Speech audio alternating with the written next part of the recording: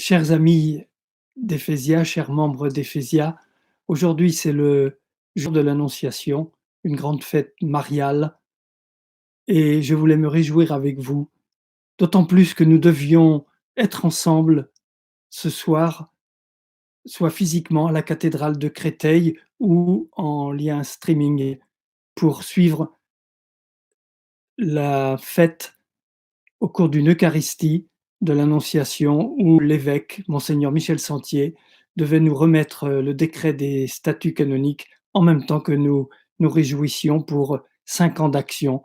C'était une journée de fête et d'action de grâce. Alors, c'est toujours la fête de l'Annonciation, c'est une grande fête parce que Marie a dit oui et son oui a changé le monde. C'est certainement l'occasion pour chacun de nous de renouveler notre oui au Christ pour que, à travers nos engagements, la parole s'incarne et que notre vision, celle que nous portons, celle autour de la culture de la rencontre, eh bien, ça prenne chair. Donc, offrir cela au Christ dans l'action de grâce et en même temps, euh, Marie savait que les épreuves qui l'attendaient, entre la fuite en Égypte ou le mystère de la croix, eh bien aujourd'hui, cette fête porte en elle-même une épreuve, l'épreuve de la séparation, mais aussi eh bien, l'invitation à faire de cette difficulté eh bien, une source de grâce.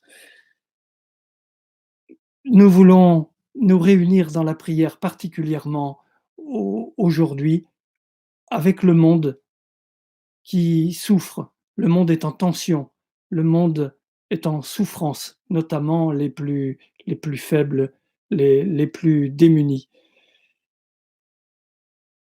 Cette situation sanitaire est grave et je voudrais que nous nous tournions vers Dieu en portant les victimes, en portant les soignants, en portant les plus pauvres et eh bien, en accueillant cette situation et pour paraphraser saint François, eh bien, accueillir frère virus, hein, ce virus qui peut décaper nos protections, qui peut fendre des armures, qui peut déconstruire certaines choses pour accueillir de nouvelles. C'est une occasion de prier, de méditer pour accueillir la nouveauté de ce que le Seigneur veut nous dire.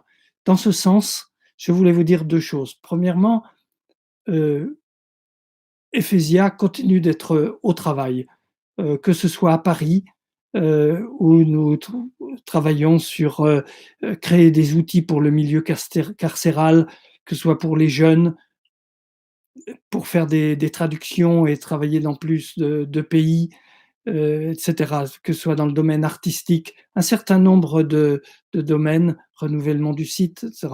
Je sais que vous êtes au travail également et je vous en remercie. Je vous félicite pour tout ce que vous avez déjà accompli et ce qui est en germe, en perspective et pour lequel vous vous donnez beaucoup. Donc nous sommes au travail et nous allons continuer, même dans cette situation difficile ou en confinement, puisqu'il y a maintenant 2,6 milliards de personnes dans le monde qui sont en confinement. La deuxième chose, c'est que nous allons mettre quelque chose en place pour prier et méditer, pour prier ensemble, chrétiens et musulmans, mais chacun dans notre foi, comme nous savons le faire, mais en portant également la prière de l'autre. Nous, chrétiens, la prière de nos frères musulmans et inversement. Et nous allons mettre sur le site, ensemble avec Marie, la semaine prochaine, un site qui va être renouvelé, il y aura une nouvelle version la semaine prochaine, eh bien, ces textes sur lesquels nous allons prier et méditer. Pourquoi? Pour accueillir la nouveauté, parce que Dieu n'envoie pas les épidémies, mais les épidémies nous arrivent et nous allons accueillir ce qu'il veut nous dire. Pour cela, il faut vraiment prendre le temps de cette méditation et de cette prière tout en portant ceux qui ont besoin d'être portés parce que malades, ou engagés auprès des malades. Et puis, nous allons ouvrir un forum, chacun pourra apporter ses réflexions sur ce forum qui sera contrôlé. Il y aura une modération, hein, mais nous invitons vraiment à partager ce qui vous sera donné dans la prière ou ce que vos réflexions, en mobilisant notre intelligence, eh bien, peut nous donner parce que l'intelligence collective nous fera progresser.